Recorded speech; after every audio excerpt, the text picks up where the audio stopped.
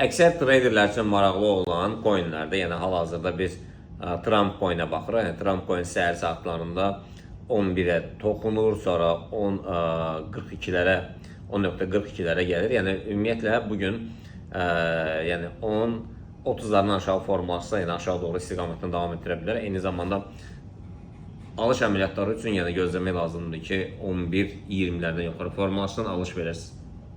Bu Trump coin'dən də, yəni eyni zamanda digər coin'lər də var. Yəni bir çoxlar üçün maraqlı olan demək Doge'dur. Doge neydi? Yəni, o da elə eyni istiqamətdədir. Yəni aşağı gəlmək istəyir, fikri var. Sonra yəni Shiba'dır.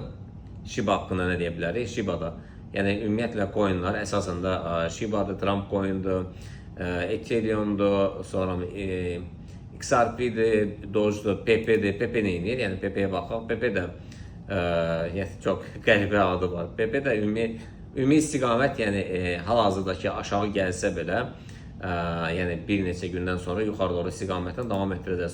Solona'ya gəldidə isə o da aşağı doğru koreksiyalar verib, yəni bu da 1-2 gündən sonra yüksəlişə doğru imza atacaq. Yəni daha ətraflı məlumat toplamaq istəyirsinizsə, yəni ofise yaxınlaşın. Açıq